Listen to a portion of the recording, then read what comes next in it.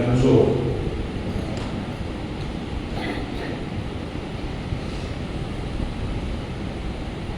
મને વિકળાયેલી મૌનની આ વેલ પર હવે શબ્દના ફૂલ ખીલે ન ખીલે તોય શું? મને વિકળાયેલી મૌનની આ વેલ પર હવે શબ્દના ફૂલ ખીલે ન ખીલે તોય શું? હું તો જાણું છું કે તને મારા હૃદયની સંવેદના અનુભવતા આવડે છે. ક્યારેક સંવેદનાઓ બહુ વધી જાય ત્યારે શબ્દોમાં એને સમાવી શકાતી નથી. એવી કોઈ અવસ્થામાં આ કવિતા લખી. તો જ્યારે જ્યારે હું ઈસુની વેદના વિશે વિચારું છું ત્યારે ત્યારે આવું કંઈક થાય છે. ઉભરાઈ આવે કે અવાજ ઊંધાઈ જાય, પણ એમ થાય કે કેવો માણસ હશે, કેવી વ્યક્તિ હશે કે જેમણે મારે માટે વ્યક્તિગત ફોર મી આટલી બધી પીડા કરી.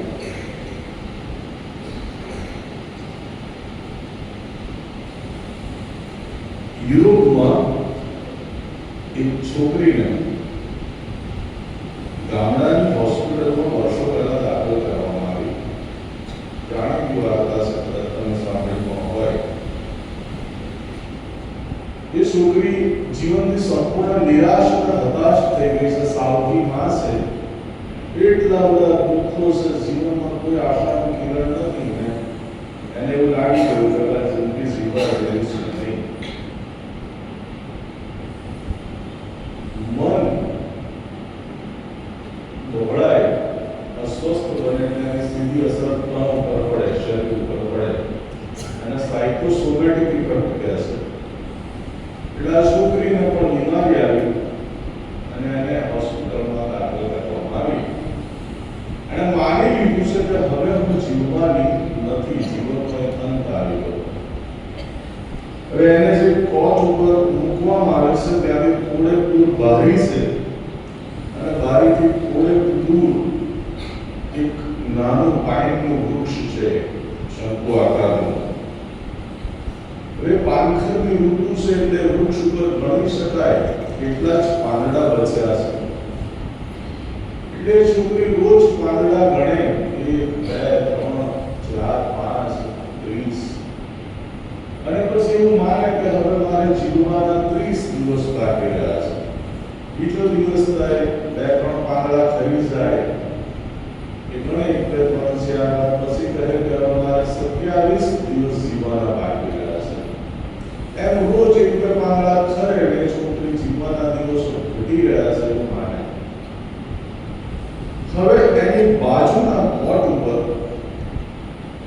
એક 70-80 વર્ષના વૃદ્ધ ચિત્રકારને દાખલ કરવામાં આવે છે.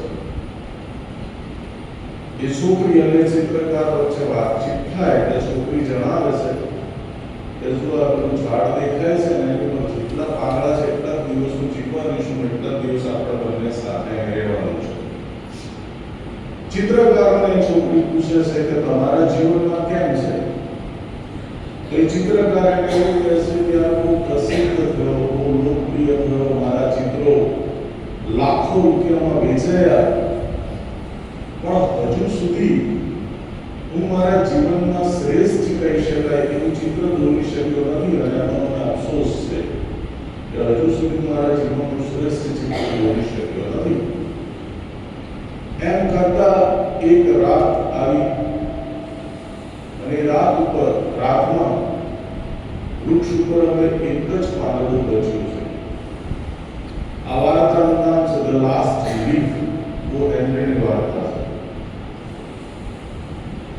એટલે છોકરી માની લેશે કે આ એક જ પાંદડું છે અને આજે મારા જીવનની છેલ્લી રાત્રિ.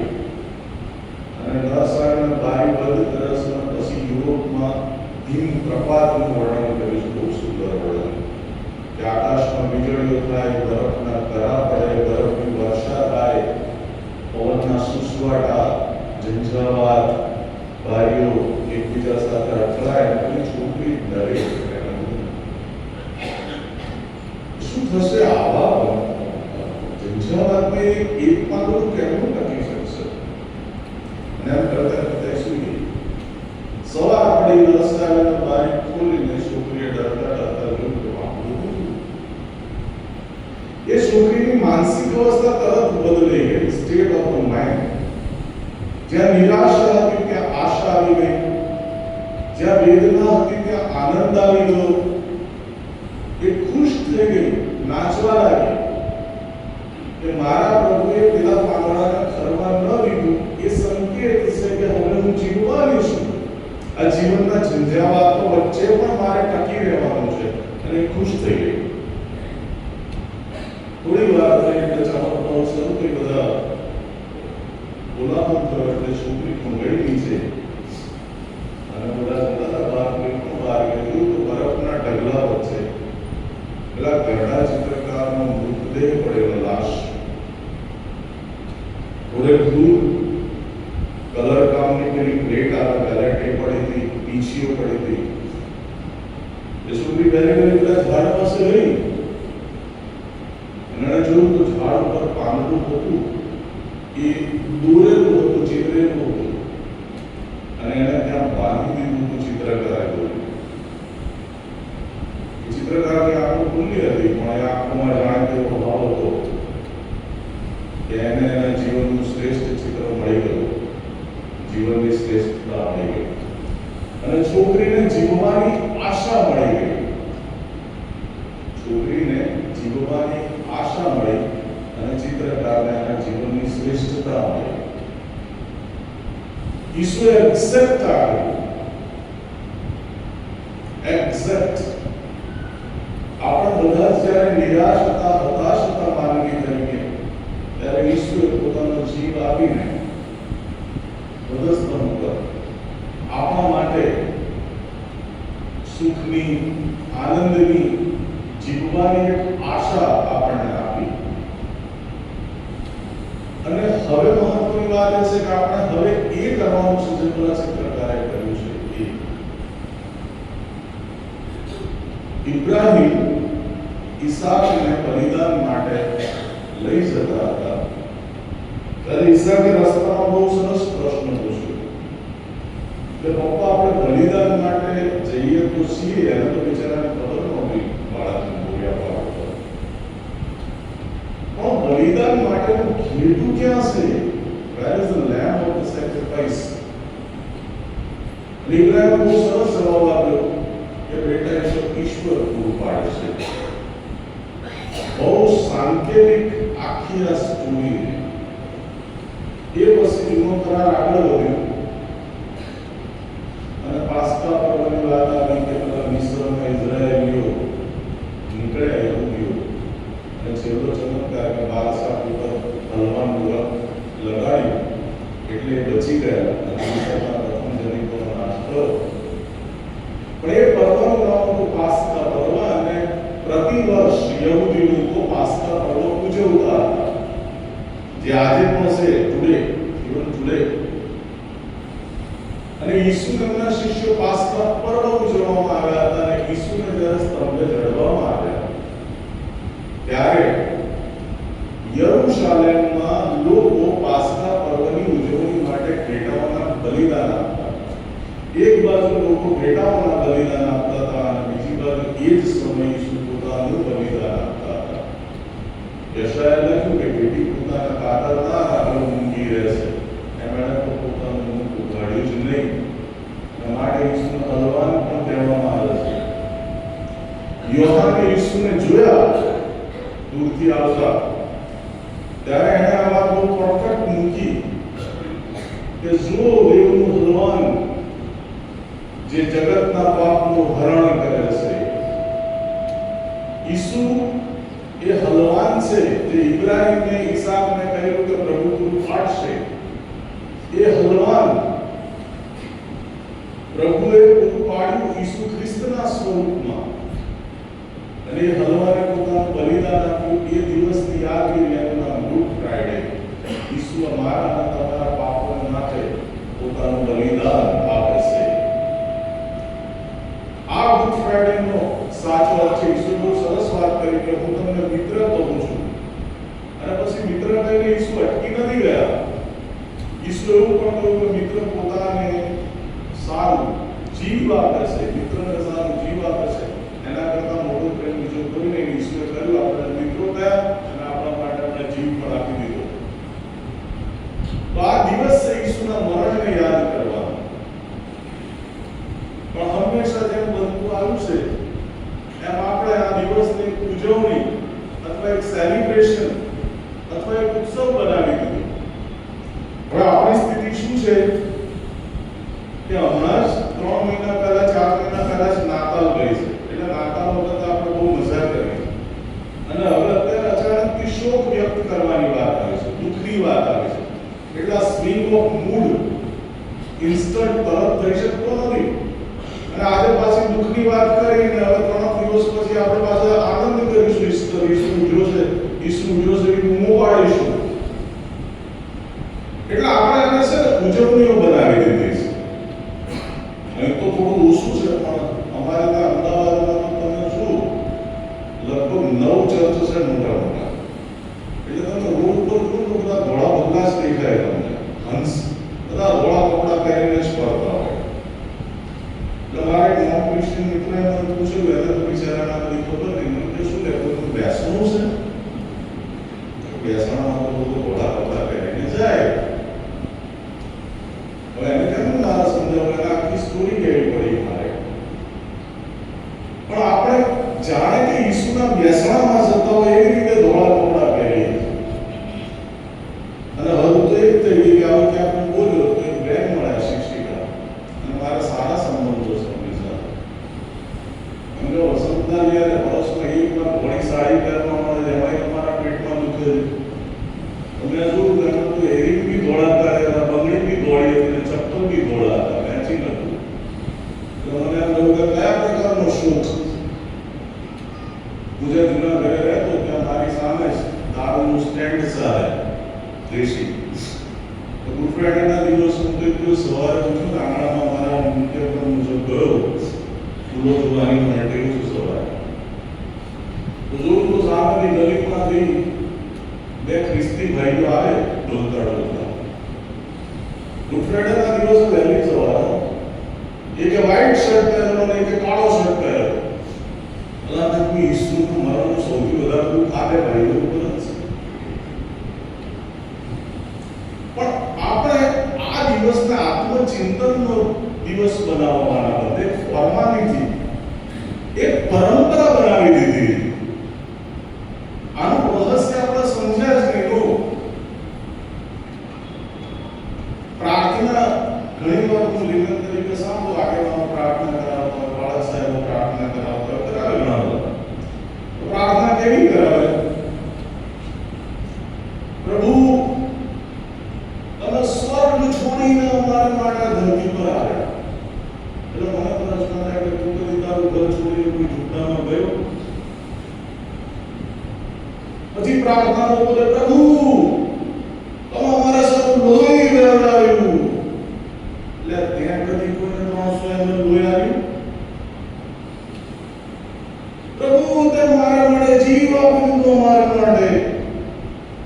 એટલે ત્યાં કોઈને કદી તારા છોકરાનું રમકડું બીજાને આવ્યું? ના. આપણે બોલીએ છીએ કે પ્રભુ તે કર્યું. અલ્લાહ પણ તે શું કર્યું? ફ્રાન્સિસ આવરડે મસ્ત કવિતા લખી. આજે ભજનચંદ્રમાં 342 પ્રાણને મારો દીધો રક્ત દીધું વેવાડી, પાપથી છૂટો દીધો શૈતાન નીચો પાડી, મુજ જીવ આપ્યો ને તુજ માટે. અને પછી બોલે ફ્રાન્સિસ આવરડે, તે શું આપ્યું મુજ માટે?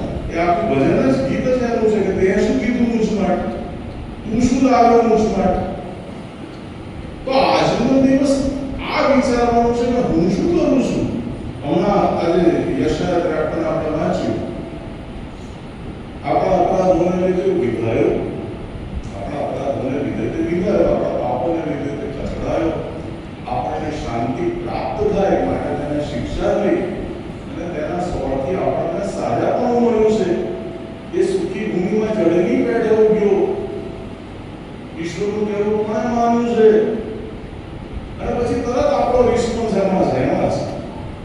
કે આપણને તો એની કદર પૂછી નહીં. દરેક પોતપોતાના માર્ગે ભટકી ગયો છે, વળી ગયો છે પોતપોતાના માર્ગે. અને છેલ્લે એમાં એવું લખ્યું છે કે ઈસુ તે પોતાના આત્માના કષ્ટનું ફળ લઈને સંતોષ પામશે. મને વિચાર આવે છે કે ઈસુ શું સંતોષ પામતા હશે એમના કષ્ટનું ફળ લઈને? આ ક્રિશ્ચિયનોની બિહેવિયર જોઈને એમણે તો જે કરવાનું છે કર્યું, હું શું કરું છું? અને આપણે આને નવો કરાર કહીએ છીએ. ઈસુ ખ્રિસ્તે જે પ્રભુ ભોજન ગઈકાલ આપ્યું, નવો કરારની સ્થાપના કરી. અમે કરાર હંમેશા બે વ્યક્તિ વચ્ચે હોય. કરાર કોઈ દિવસ એક વ્યક્તિ વચ્ચે ના હોય, બે વ્યક્તિ વચ્ચે હોય. એક પક્ષે ઈશ્વર છે, બીજા પક્ષે હું છું.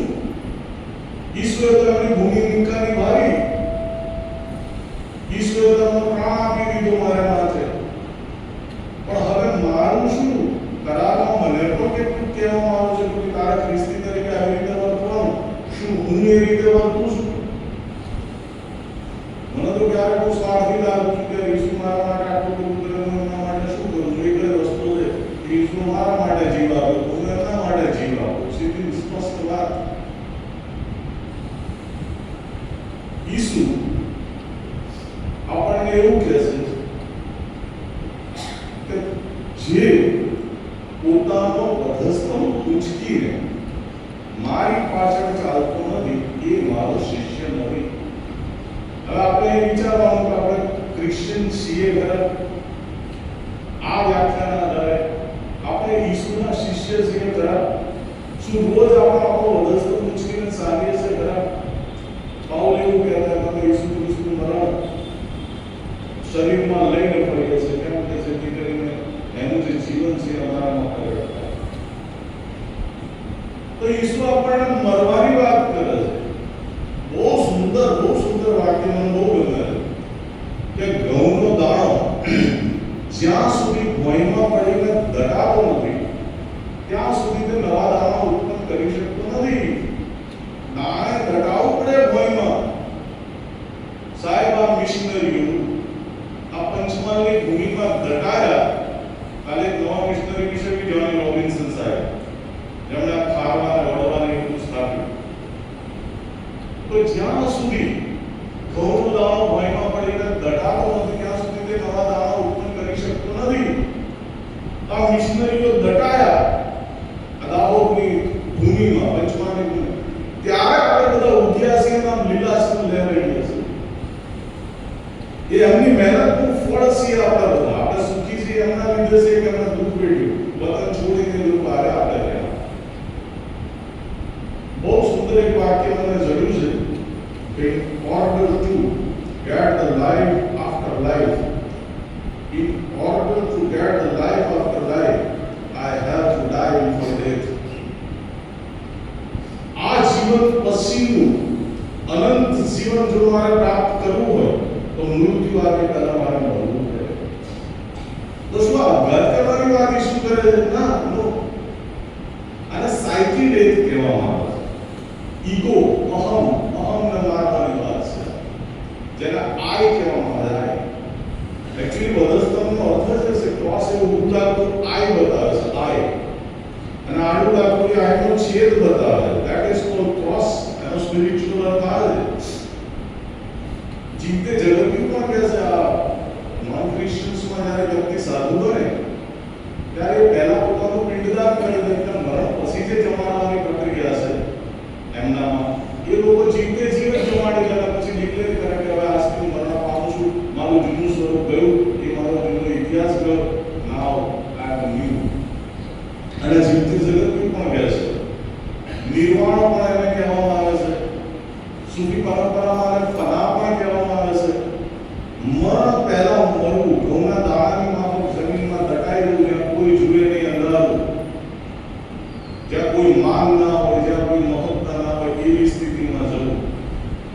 તો આને સાયકી ડેથ કહેવામાં આવે છે. એ કઈ રીતે પ્રાપ્ત થાય? બહુ સરસ શાસ્ત્ર આપણને સમજાવે છે. એનું નામ છે સ્વાર્પણ. એનું નામ છે સ્વાર્પણ, સ્વનું અર્પણ. તમે તમારા શરીરનું જીવતું, પવિત્ર અને દેવને પસંદ પસંદ પડે એવું અર્પણ કરો. ઈસુ એવું અર્પણ કર્યું, પોતાની જાતનું અર્પણ કર્યું ઈસુએ. હવે ઇંગ્લિશમાં તો એક જ શબ્દ છે ઓફરિંગ અથવા ડોનેશન કે કોઈ પણ શબ્દ તમે વાપરી શકો, પણ ગુજરાતીમાં 3 શબ્દો: અર્પણ, સમર્પણ અને સ્વાર્પણ.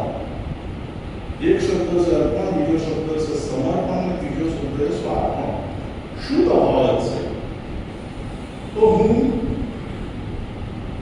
કોઈ પણ વસ્તુનું અર્પણ કરું, કોઈ પણ બાબતને આપું તો એને કહેવાય અર્પણ. હવે જો એ વસ્તુની જગ્યાએ હું એ જ મૂલ્યનું, સમાન મૂલ્યનું બીજું કશું આપું તો એને કહેવાય સમર્પણ, સમર્પણ. અને ત્રીજી વસ્તુ કે હું કશું આપવાના બદલે પોતાની જાતને જ આપી દઉં, હું પોતે જ સોંપાઈ જાઉં, તો એને કહેવાય સ્વાર્પણ. અને આ ત્રણેય વસ્તુ પેલા ઇબ્રાહીમે જે ઈસાકનું બલિદાન આપ્યું છે, ઇબ્રાહીમે ઈસહાકનું બલિદાન આપવાનું નક્કી કર્યું, એનું નામ અર્પણ. એમાં ઇબ્રાહીમને મરવાનું તો ઈસાકને હતું. તો ઇબ્રાહીમ ઈસાક આપે છે તો એને કહેવાય અર્પણ. હવે ઈસાકની જગ્યાએ હલવાનનું બલિદાન આપવાનું નક્કી કર્યું એટલે એને કહેવાય સમર્પણ. ઈસાકની જગ્યાએ ઈસાકના જ મૂલ્યનું હલવાન, એના બદલે so that is called સમર્પણ. અને હલવાને જે કર્યું, પોતાનો જીવ આપી દીધો, કોના માટે આપ્યો? ઈસાકના બદલે આપ્યો, તો એને કહેવાય સ્વાર્પ. ઇબ્રાહીમે કર્યું એ અર્પણ, ઈસાકે કર્યું એ સમર્પણ, અને હલવાને કર્યું એ સ્વાર્પણ. અને એ જ હલવાને ઈસુ વર્ષો પહેલા એક સિમ્બોલ છે, એક સિમ્બોલિઝમ વર્ષો પહેલા છે કે ઈસુ ઈસાકના બદલે, પાપના બદલે ઈશ્વરને જે બલિદાન આપવાના છે એ બલિદાનના બદલે પોતાનું બલિદાન આપશે. એ બલિદાન એ હલવાનું બલિદાન. હલવાને જે કર્યું છે સ્વાર્પણ. આ 3 વસ્તુ છે. હવે આપણે મોસ્ટલી શું કરીએ છીએ? અર્પણથી સંતોષ માનીએ છીએ. અને અર્પણમાં બી હવે એક નવી પ્રથા આપણે ડેવલપ કરવી છે કે દાનાર્પણથી જ સંતોષ માનીએ છીએ. દાનાર્પણ એ તો આ જે વ્યવસ્થા છે ચર્ચની, એને ફિઝિકલ અરેન્જમેન્ટ પણ કહેવામાં આવે છે મેનેજમેન્ટની ભાષામાં. એના નિભાવ માટે આપણે આપીએ છીએ. એમાં પ્રભુના વચ્ચે લાવવાની કોઈ જરૂરત નહીં. નો, ડોન્ટ ડુ ધીસ. અધરવાઇઝ તમે આપશો પ્રભુને, ક્યાંક તમે નાણાંનો દુર્વ્યય થતો રહેશો તો તમને દુઃખ થશે. ચાલો અમે તો પ્રભુને આપ્યું, નાણાં તો બીજે ક્યાંક વપરાય. કાયસારના છે કાયસારના, આપણને દેવના છે દેવના. માહેની વસ્તુઓ દાનમાં આપો. ઈશ્વરને તો માહેની વસ્તુઓ જોઈએ છે, પણ આપણે શું કરીએ છીએ? 500ની નોટ, 1000, અને ક્રિશ્ચિયનોમાં કરોડ સુધી તો આપણે પહોંચ્યા જ નથી. આપણે પાસે સીએબી, લોઅર મિડલ ક્લાસ. પણ આપણે પ્રભુને પ્રસન્ન કરીએ છીએ ના આપીને. પ્રભુને આપણે ના આપીને પ્રસન્ન કરીએ છીએ. બહુ સુંદર સૂક્ષ્મ વાત તમને કહું છું. બહુ સુંદર સૂક્ષ્મ વાત હમણાં જ મને મળી. ઈસુને એ સમયે જે મંદિર હતું એનો કર ઉઘરાવવામાં આવ્યો, કારણ કે મંદિરનું આખું રિનોવેશન હેરોડે કરેલું, રાજાએ. એ જે સેકન્ડ ટેમ્પલ છે, એટલે એ રિનોવેશન જે થયું એના ખર્ચ માટે યહૂદીઓ પાસેથી કર ઉઘરાવવામાં આવતો. એટલે લેવીઓ કર ઉઘરાવતા હતા મંદિરનો. અને એવો એક લેવી ઈસુના શિષ્યો પાસે આવીને કર માંગ્યો મંદિરનો.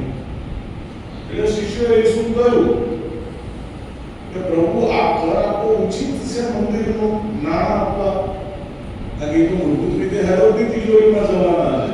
ઉપર ક્યાં છે? ઉપર નોટો મોકલવાની વ્યવસ્થા ના. એટલે ઈસુએ બહુ સુંદર જવાબ આપ્યો, બહુ મસ્ત જવાબ કે શું પિતા પોતાના પુત્ર પાસેથી પૈસા લે ખરા? વાંચો નવા કરારમાં છે વાત. શું પિતા, માય ડેડી, અને કહ્યું કે ઈશ્વર સુંદર વ્યાખ્યા કરી ઈશ્વરની પિતા તરીકે. શું કોઈ પિતા એના નાના બાળક પાસે એને ખવડાવવાની કે આશીર્વાદ આપવાની કે પ્રોટેક્શન કરવાની, એને ભણાવવાની ઈશ્વર તમારી પાસે ક્યાં પૈસા માંગે છે ભલા માણસ? નો, ઈશ્વર પૈસા નહીં માંગતા. અને ખ્રિસ્તીઓની મૂર્ખાઈ છે એવું માને છે કે થોડું ઘણું દાન આપીને ઈશ્વરના આશીર્વાદ પામી લઈશ. નો, એ અર્પણ છે, દાનાર્પણ છે.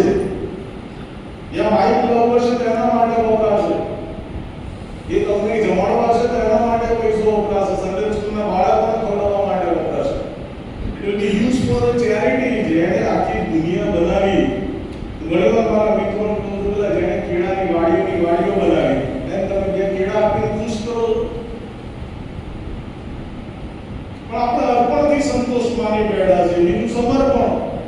ઘણી જગ્યાએ જાઓ છો તો ચીજ વસ્તુનું દાન આપે છે, કોઈ મંદિરમાં બાકડો આપે છે, કોઈ પંખા આપે છે, કોઈ વોટર કુલર આપે છે. This is good. એ નિભાવવા માટે જરૂરી છે ચર્ચના. હું કોઈ વિનાનો વિરોધ નથી કરતો. નો, એ જરૂરી છે. એના વગર તો ચર્ચ ચાલશે કેમનું? અને પાછું આપણે તો ડાયોસિસને બી એસેસમેન્ટ આપવાનું છે, એટલે એ બી ભાર તો આપણા માથે જ છે સરવાળે. એટલે એ બધા માટે જરૂરી છે, કમ્પલસરી છે, આપી શકાય. અમારી પાસે 3% ની પ્રથા બી છે કે ફરજિયાત 3% તો આપવાના, 10% ના આપો હોય, પણ એ જરૂરી છે.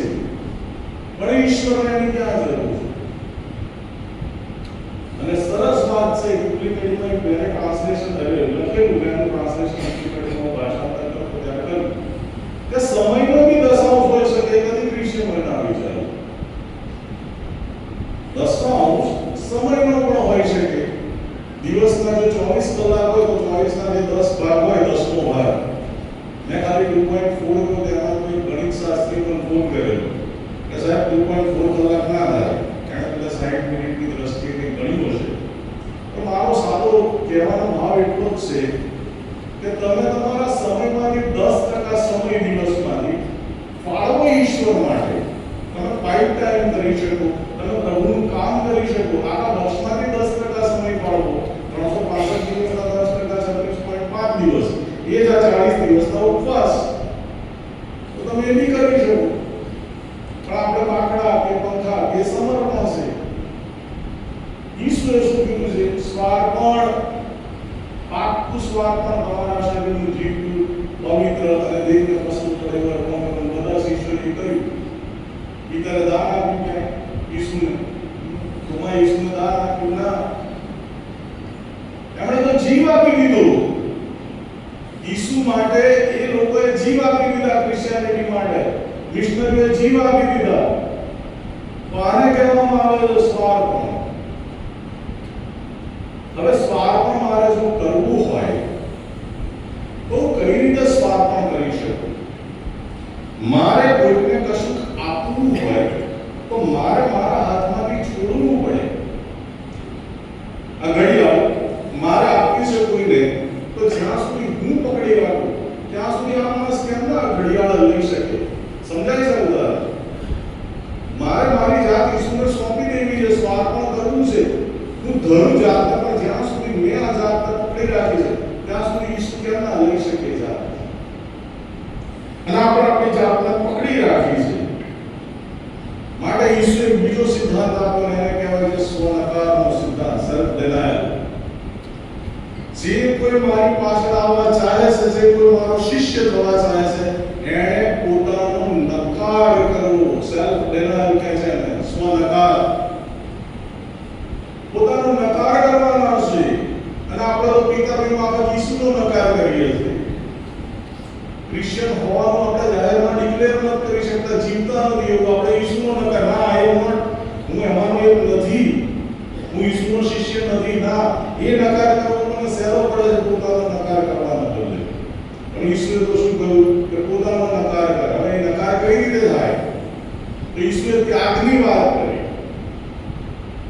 કે ત્યાગ કરવો પડે. ઈસુનો શિષ્ય ત્યાગે છે. ઈસુનું શિક્ષણ પ્રાપ્તિનું નથી, નો, એ જગતનું શિક્ષણ છે પ્રાપ્તિનું. ઈસુનું શિક્ષણ તો ત્યાગનું શિક્ષણ છે. આ જગતમાંથી આપણે કશું લઈને આવ્યા નથી, જગતમાંથી કશું લઈ જવાના નથી, તો ત્યાગો. જગત સાથેની મૈત્રી, દેવ પ્રત્યેનો વ્યાસ છે તો ત્યાગો. અને આ બહુ અઘરો સિદ્ધાંત છે. કયા 3 ત્યાગ ઈસુએ કયા? પહેલો ત્યાગ તો સંપત્તિનો ત્યાગ. સંપત્તિનો સંપત્તિનો ત્યાગ કરવાનો ઈશ્વરે કહ્યું. હવે માણસ તરીકે મારા માટે અને તમારા માટે એ શક્ય જ નથી. ઈશ્વર કહેતા કે તારી બધી મિલકત વેચી ગરીબોને આપી. પિતર જેમ પોતાની જાળ અને હોળી મૂકીને ઇન્સ્ટન્ટ ચાલો કરો અને વસંતકાળના નોકરી મૂકી ચાલી જઈ શકતા નથી. સિમ્પલ વાત છે. હું પણ તમારા જેવો જ છું. તો હું શું કરી શકું? તો હું પ્રાયોરિટી લિસ્ટ બનાવી શકું, પ્રાથમિકતા. કે મારા જીવનની પ્રાથમિકતા હવે નાણું નથી, મારા જીવનની પ્રાથમિકતા હવે સંપત્તિ નથી, મારા જીવનની પ્રાથમિકતા હવે ઈશ્વરનું કામ છે. હું સંપત્તિની ઉપર એને પ્રાયોરિટી આપી શકું. સમજાય મારી વસ્તુ? દ્રવ્યનો લોભ એ સગળા પાપનું મૂળ છે. અને યોહાન પાસે પેલા સૈનિકો આવ્યા ત્યારે એમણે બહુ સરસ વાત કરી છે, મારા અને તમારા માટે એકદમ પરફેક્ટ ફિટ છે.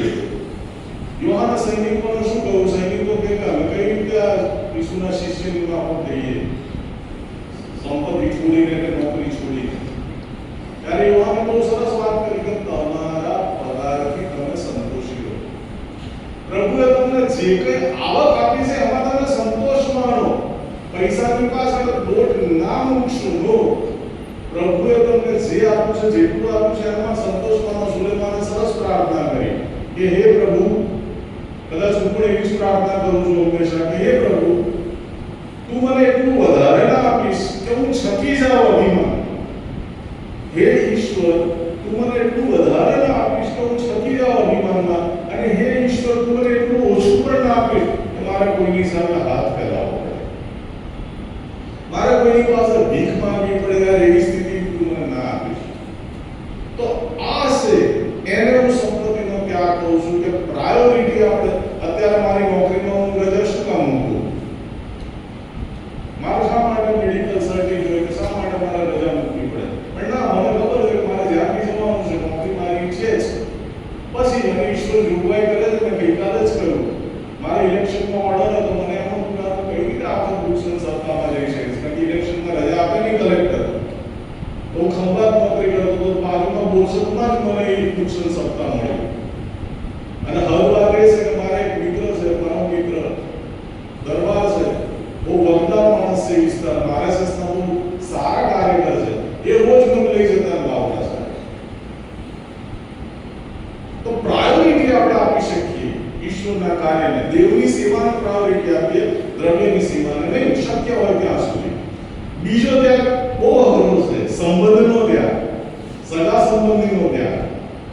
પત્ની, બાળક, મા બાપ, એ બધું પછી શિષ્યો કે અમે બધું છોડીને આવ્યા છીએ. આ તમે શાસ્ત્ર પાઠ વાંચ્યો એવું જ છે. પરિવારની ચિંતા, સંપત્તિની ચિંતાના લીધે માણસો ઈશ્વરની પાછળ ના ગયા, બહાના કાઢ્યા. અમે પરિવારનો ત્યાગ. હવે આમાં બી એવું છે કે આપણે પરિવાર ત્યાગીને સાધુ બનીને કંઈ પર્વત પર નચિત રહેવાની હિમાલય ઉપર, અને આપણે કરી શકતા બી નથી. નો સંબંધ તો ઈશ્વરની ભેટ છે. સંબંધ તો ઈશ્વરે જ આપેલી ભેટ છે. સંબંધ બી એમને નથી મળતા. અને સંબંધ મળે છે તો આત્મીયતા પણ એમને ડેવલપ નથી થતી. એ તો ઈશ્વરની યોજના હોય, ઈશ્વરની ભેટ હોય ત્યારે બને છે ઘટના. હવે એનો ત્યાગ કેમ ન કરી શકાય? ના, આપણે નથી કરી શકતા. એટલે મેં પહેલા દિવસ કહ્યું કે ઈસુ 100% છે, 100%. આપણે આપણા પર્સન્ટેજ નક્કી કરવાના છે કે એ લેવલ સુધી જવા માટે હું કેટલા પર્સન્ટેજ આગળ વધ્યો છું. હવે આમાં પણ કેવી જ વાત, મારે પરિવારને પ્રાયોરિટી આપવાની નથી, મારે સત્તાને પ્રાયોરિટી આપવાની નથી. નો, મારે ઈશ્વરનું કામ કરવાની મારી પ્રાયોરિટી. આ મિશનરીઓ આવે, રેન્સ ક્લાસ બહુ ઉતરે, એવી એમની છોકરી મરી ગઈ, એમને દુઃખ નહીં થયું કોઈ. અને ગ્લાસ તો ઠીક છે આવે, એમની પત્ની પણ એમની સાથે આવી બિચારી, એને તો કોઈ લેવા દેવા નહીં. આજે હું ઘણા બાળકોની પત્નીને જોઉં છું, સેવા તો બાળક કરે પણ પેલી બિચારી ઘરમાં રહીને બી એટલું બધું સપોર્ટ કરતી હોય છે. તો આ પ્રાયોરિટી છે. આપણી પ્રાયોરિટી ફેમિલી છે, સારી વસ્તુ છે, પણ ફેમિલીનો સપોર્ટ લઈને આપણે ઈશ્વરનું કામ કરવાનું. બહુ નાનું ઉદાહરણ તમને આપી શકું. અમરેલીમાં નવી નોકરી, નવું લગ્ન મારું, અને પ્રથમ બાળક પેટમાં શિલ્પાના. અને શિલ્પાને બહુ પેટમાં દુખાવો હતો મારી પત્નીને. હવે મીટિંગ ચલાવવા જવાનું હતું. 2 દિવસ પહેલા જે મિશનરી હતા અવેલેબલ નહોતા. મને વસંતભાઈ તમે જઈ આવશો? મેં સારું, સવારે મેં કમિટ કરી લીધું. પછી શિલ્પાને મેં શું કરું છું કે રહો, તમે ના જાઓ ને યાર,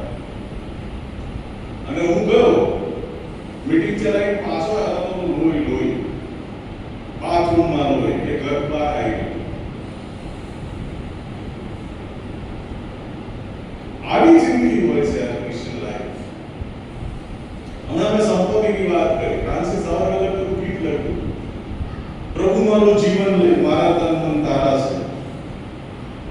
પછી એ ગીત લખ્યાના 3 વર્ષ પછી એમણે એમની બધી મિલકત, સોના ચાંદીના ઘરેણા ક્રિશ્ચનને દાનમાં આપી દીધા. પછી એક પંક્તિ લખી, પ્રભુ મારા નાણા લે, હરેક અધિકારી છે. તો ક્રિશ્ચિયન લાઈફ છે, એમાં પ્રાયોરિટી આપવાની છે.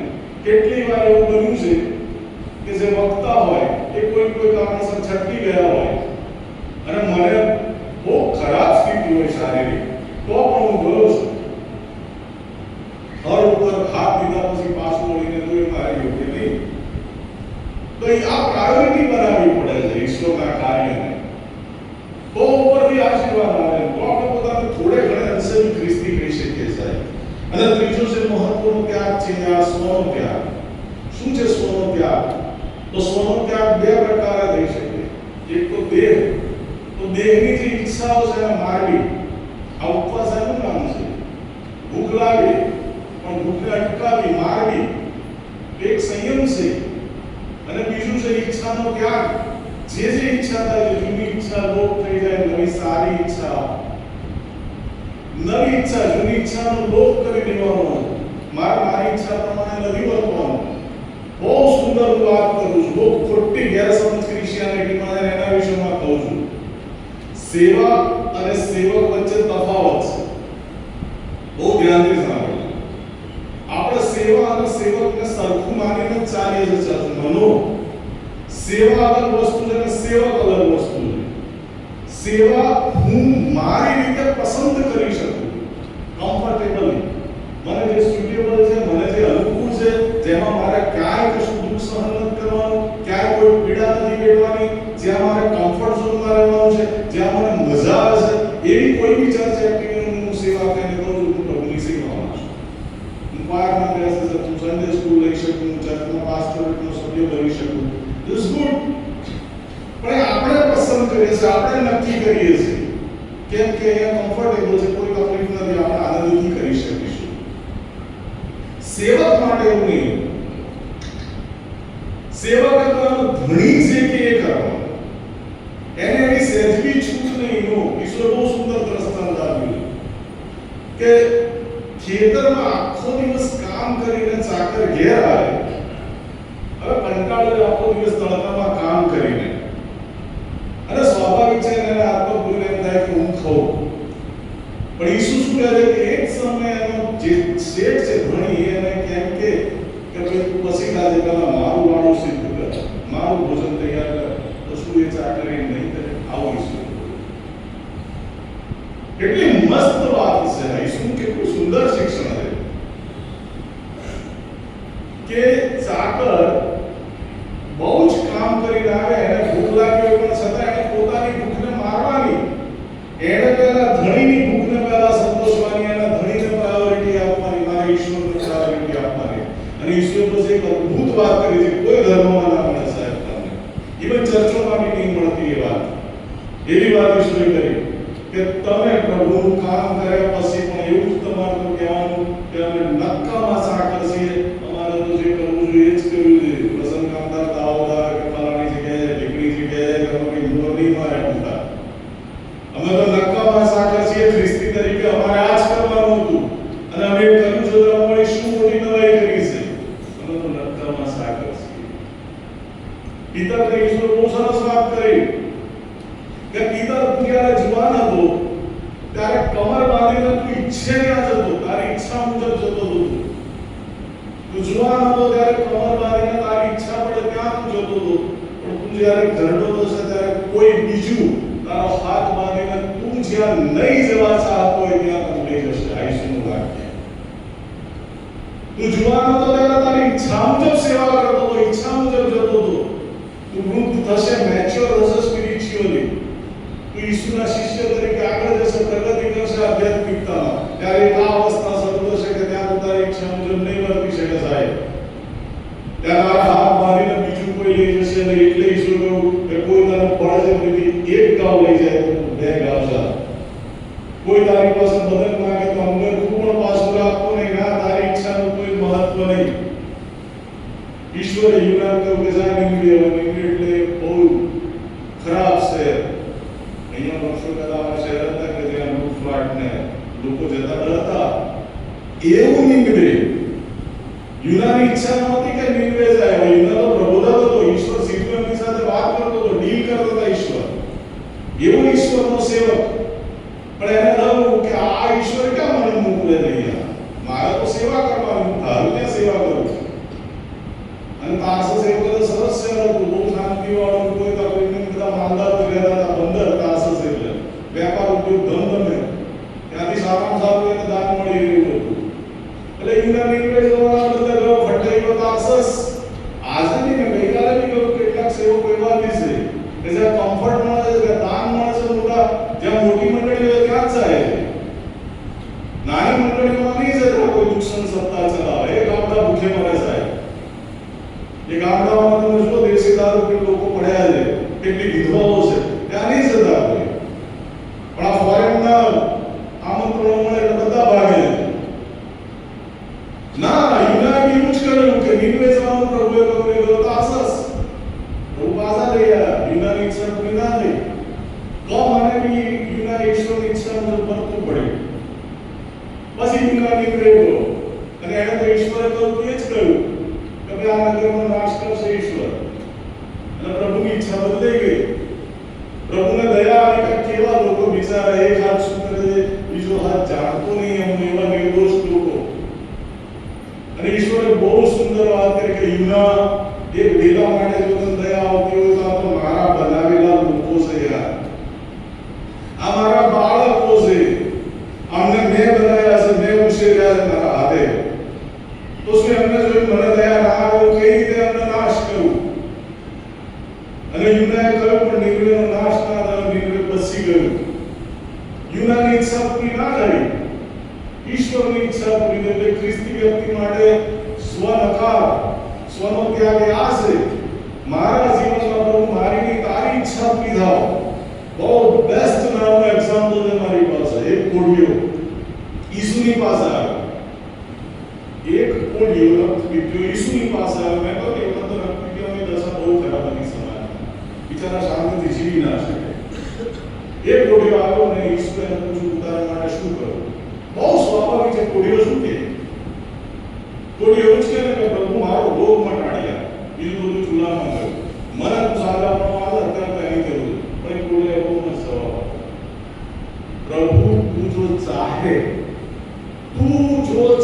જો તારી ઈચ્છા હોય તો મને સાજો કર, બાકી તો મારો કોડવી મને મંજૂર.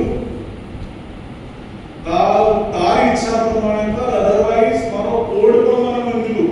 જો ખેતરોમાં પાક ન પાકે, દ્રાક્ષ ન ઉગે, અંજીરીને મોર ના આવે તો પણ હું તારી સ્તુતિ કરીશ. નો, તારી ઈચ્છા છે.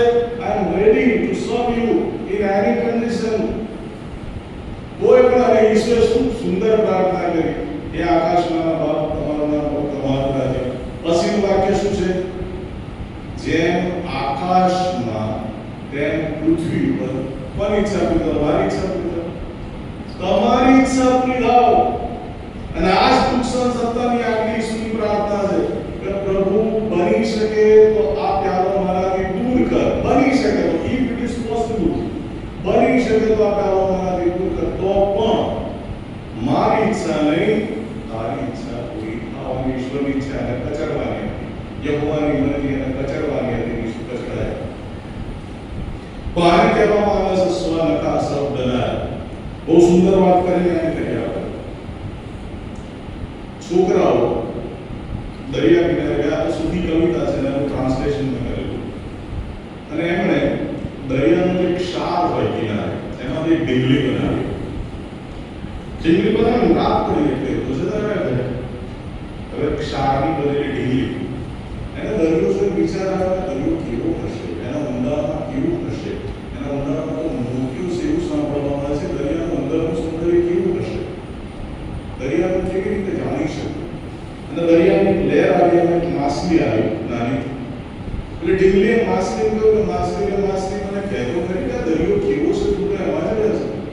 એટલે માછલીએ જવાબ આપ્યો કે ઢીંગલી, દરિયાને જાણવું હોય, માણવું હોય તો તારે દરિયામાં આવવું પડે. દરિયો એક શબ્દથી ના વર્ણવી શકાય ને શરૂઆતમાં જ કહ્યું. આ સંદેશાની શરૂઆતમાં જ કહ્યું કે બધી સભ્યતાઓ કોઈ શબ્દથી વ્યક્ત નથી થઈ શકતી. એ નાના બાળકની ભાષા છે. ધાવણું બાળક માની પાસે કશું બોલીને માંગતું નથી. એ નોન વર્બલ કમ્યુનિકેશન છે. તો કે દરિયાની અંદર તારે આવવું પડે. માછલી તો જતી રહી દરિયાની લહેર સાથે પાછી હવે ઢીંગલીમાં ડાયરેક્ટમાં શરૂ થયો સંઘર્ષ. એક તરફ દરિયાને જાણવું છે, માનવું છે, અને બીજી તરફ પોતે ક્ષારની બનેલી છે.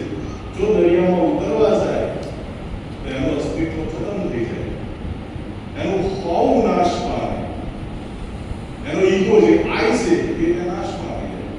શું કરે આખરે દરિયાનું આકર્ષણ જીત્યું, દરિયાને જાણવાની માનવાની એની તાલાવેલી જીતી અને ઢીંગલી આંખો નીચીને ચમકાવી દીધો દરિયા.